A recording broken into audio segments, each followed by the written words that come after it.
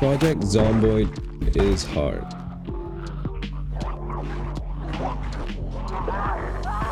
But hear me out, it doesn't have to be.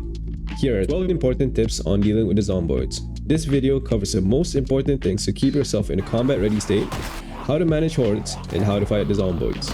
I'm no expert, but I have 2k hours and I stream 3 to 5 times a week on YouTube with the Random Zombies mod, which includes sprinters. I'll admit, I do make mistakes now and then, and I'm not perfect. I just want to help out if I can. So if you want to help me out, subscribe, leave a like, or swing by when I go live. If you disagree with the tips, leave a big fat dislike or correct me in the comments. If you have more tips, share them down in the comments too. Alright, let's get right into it. When you're starting out, don't try to survive as long as you can.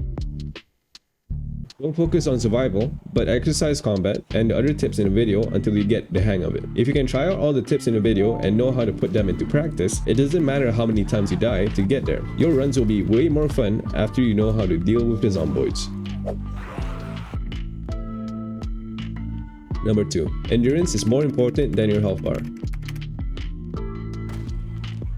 I'd even argue that losing all your endurance is worse than terminal damage. So think of your endurance modal as your health bar. You do even less damage at high exertion. To avoid exhaustion, do not run unless you absolutely have to. Running costs you endurance, and you don't want to be tired too soon. At full exertion, you'll be stuck at a walking pace and you can't outrun the zomboids. On that note, never be encumbered. You might think it's fine as you're not maxing out your carry weight, but you recovered your endurance slower when you are even at a fairly heavy load, which is the first load level. You even attack slower and you move slower too. If your endurance runs out and you are heavy, you won't be able to drop your heavy items in time, and you can't outrun them either, leading to your character's end. Number 3. Sit and rest. If you are exerted, you can sit down to recover stamina. However, did you know sitting down and resting at the same time recovers your stamina even faster? Here's a side-by-side comparing the endurance recovery of just sitting down compared to sitting and resting. If you say this is immersion breaking, I'd argue that when you sit down and rest, it's kind of like when you're taking deep breaths while sitting down. Number 4. Grouping zombies. Stay calm and learn how to group zomboids. Doing this requires no running. All it takes is knowing which paths are safe between the zomboids and when there is a lack of zombies in a potential path. Once they are rounded up, just circle around them and group them in a tight bunch. This takes practice, but once you get it down, you'll never be in a panic going around a horde ever again. Grouping them up like this makes it much more strategic, as once you lead them away, you'll lead an entire horde away from key locations you want to get to, like a police station, gun store, army surplus, or warehouse. This is an essential skill. I'd even recommend you to practice this regardless of how many deaths it takes for you to get used to it.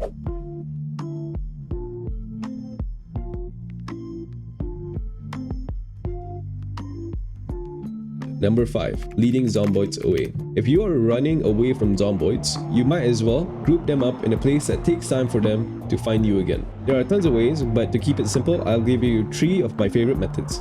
This goes without saying, but group them up in a tight cluster before you lead them away. That way you'll end up with cleaner streets and you have to lure them only once or twice. Here are my favorite luring methods. Lead them into the woods with walk to. If you are close to an area with trees, preferably a dense forest, lead your group of zomboids so that they can clearly see you go into the woods. Once you are deep enough, right click on the ground and select walk to. We'll now path through the most efficient path, avoiding the trees. If you hear a zomboid getting close or one lunges at you, hold shift so you can push through them. Save your running when a lunge happens though. Don't waste your endurance unless you have to.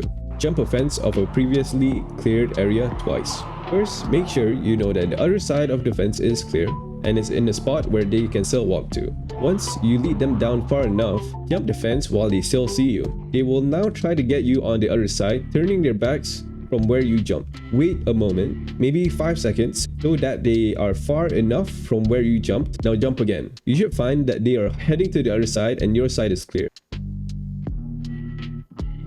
Lead them into a home you've cleared. If you've cleared a home and have an open door or window, lead the zomboids through the house.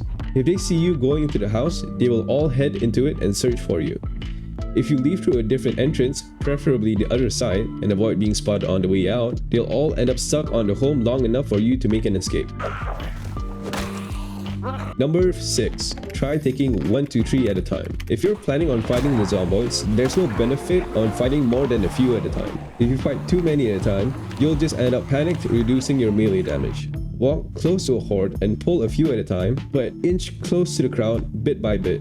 You can also crouch and press Q to whisper at the zomboids to grab their attention without pulling the entire horde. Number 7. If you're planning on attacking the zomboids, you have to learn how to fight while walking backwards.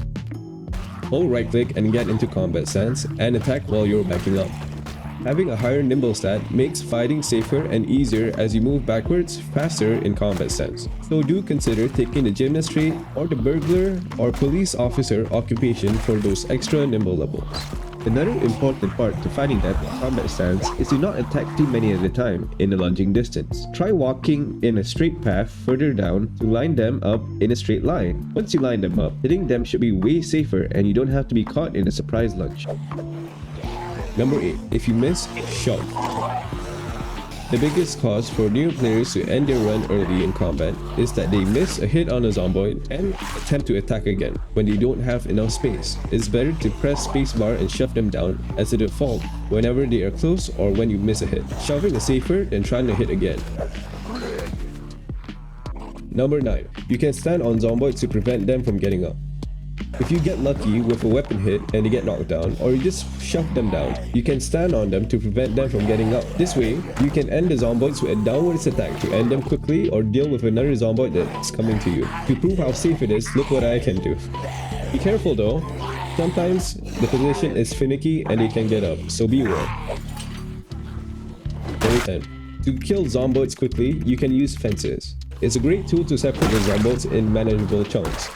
Be on an opposite side of the fence and hit them while they crawl into you. They do have a chance of doing a lunging animation that will knock you down. To prevent that, only take out 1 or 2 zomboids at a time when using the fence. This reduces the risk of you not getting them in time before they lunge. My favorite trick is to find a corner of a fence. Once they climb the first side of the fence, you can take them out in comfort without worrying about a lunge. Alternatively, you can stand just outside of their lunge range and hit them while they lunge. This requires practice and has the highest risk. They can get you if you get the distance wrong even by a small hair. To keep it safe, don't do what I did in the video and use fences for 5 zomboids max.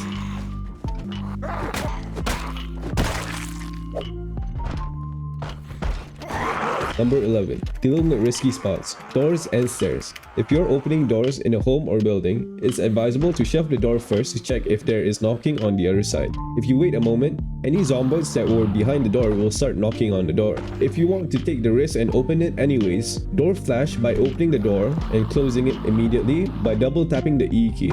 That way, even if there are 6+ zombies in there, only a few can get through in that split second. If you're heading up a staircase, to reduce the chances of being bit when you're heading up next level, be sure to whisper at the base of the stairs to lure any zombies before heading up. This is much safer than going into the new floor blindly. Number 12. If you're struggling with melee combat, one way to make it easier for you is to turn on aim outlines for melee weapons. To do that, go into your options, display, and look for cursor. If you see the drop down for aim outline, click it and select any weapon. Now, even when you're using a melee weapon, you'll see a green outline when it's possible to hit a zombie, so you'll never have to second guess your range. I personally don't play with it on, but it will definitely help the newer players out there. I hope these tips helped you out. If you have any more questions, reach out to me in the comments and I'll respond in no time. Good luck surviving!